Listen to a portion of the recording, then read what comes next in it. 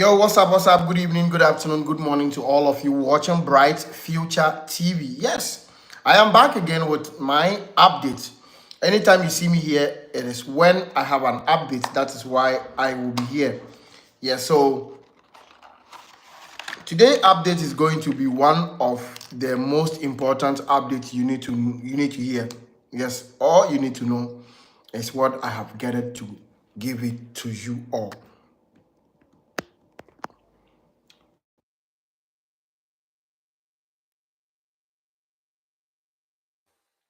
All right, so guys, if you can hear me, just let me know that you can hear me. Okay, just drop your comments. I just fixed my microphone, so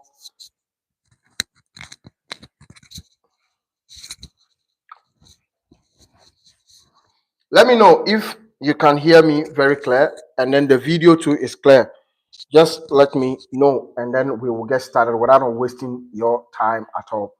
So, if you have subsidiary protection, or you know anybody that have subsidiary protection, tell that person to come closer to us because we have an update for them. And the update I am going to read. Isa, how are you doing, bro? Long time. So I am going to read the update that I just got, okay, to you or to the person who have subsidiary protection. Thank you guys for always liking our video and then sharing. Thank you, I appreciate it. Now, it says that the new government has agreed to stop family members of refugee with subsidiary protection status from moving to from moving their family. Now, one of the most painful thing that I need to let you guys hear is that sometimes law changes any day, anytime. New government with new laws. I don't know if most of you know about that. There's anytime there's a new government, that government will make sure that he comes out with his own laws. He will make sure that there's a law that he want to implement. Now, many people don't know. That is why in Europe, if you have anything to do, you do it as soon as possible because it is going to change as time goes on when there is a new government. Do not forget, in Italy here, there was a document that was called humanitarian back way in 2016.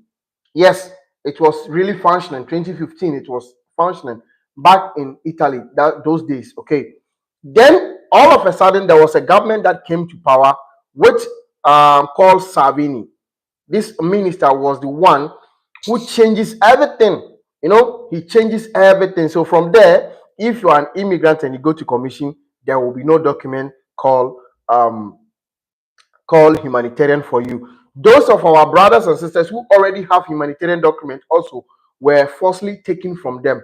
Not when I use the word falsely taken from them, I mean that when they don't have work and they go and renew that document, it doesn't come out. Yes, he said that's the one I have before in 2016. Thank you for the confirmation. Boy, thank you so much for your confirmation. I really love when I am making a video and there is a confirmation. I love that. When Savini came, Savini taught us much that a lot of migrants have these documents, so we have to scrub it from the system. And then truly they scrub all these documents from the system. Those that were able to still have a new document called Protezione Speciale also were able to have 1 year. That time Protezione Speciale was just a year. It is 1 year and you can't even go to your country when Salvini changed things. Then a new government came back again to power. Then that government also was Conte's government, who was able to change also the Protezione Speciale. That was 1 year. They changed it. That minister of internal that time was called Lamogese, who was able to fight against that 1 year document called Protezione Speciale. She fought it very well, and then they changed it. They allow immigrants can travel to their country, and immigrants will not rather have 1 year, they will have 2 years Protezione Speciale. That was a work of Lamogese, who fought against Salvini's regime at that time.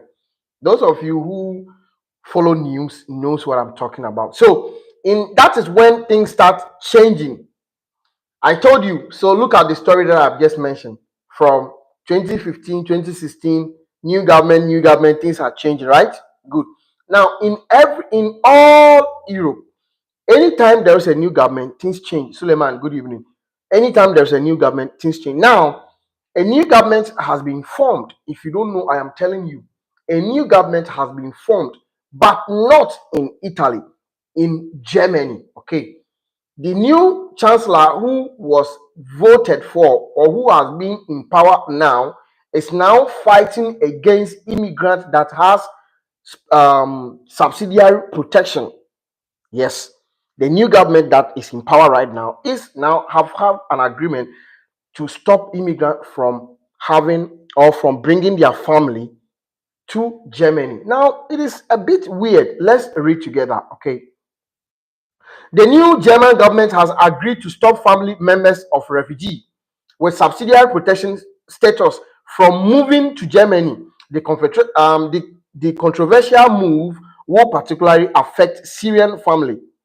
Okay, it's not going to only affect Syrian family, but also it's going to affect most of African family.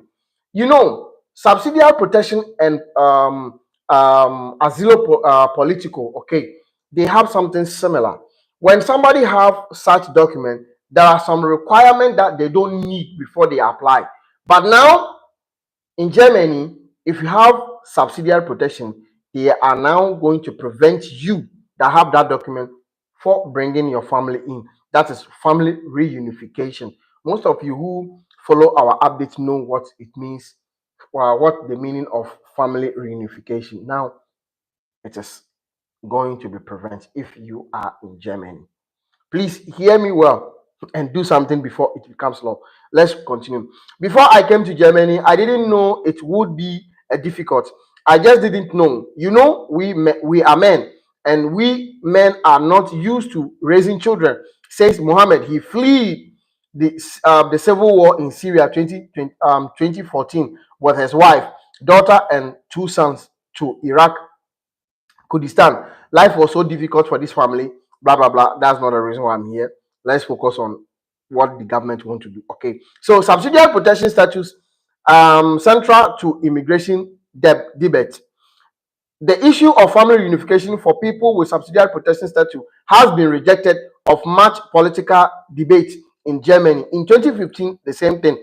The government led by the Chancellor Angela Merkel granted spouses, children and parents of beneficiaries of subsidiary protection their right of reunification, but this right was suspended in 2016 after just 1 year.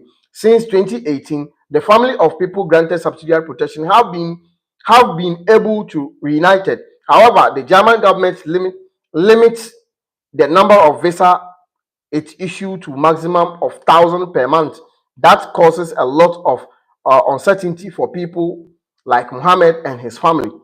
Back straight to 2024, Germany issued around 120,000 visas for purpose of family unification, according to Foreign Office figure requested by the Mediterranean Integration in Information Service run by the Council of Migration. So now the new government is now agreed to suspend as migrant with subsidiary protection for bringing their family to Germany. Guys, you can send this video to a friend, a brother, a sister, anyone that is in Germany, that this is what is happening right now. You know, sometimes you'll be in a country but you don't know what is happening. Yes, it's normal because you are focused on work, you are focused on another thing, but you don't focus on the news. So guys, this update is not in Italy, but rather in Germany. So if you are in Italy and you have subsidiary protection, it is not based on Italy. It is rather based in Germany. Thank you for joining Bright Future TV.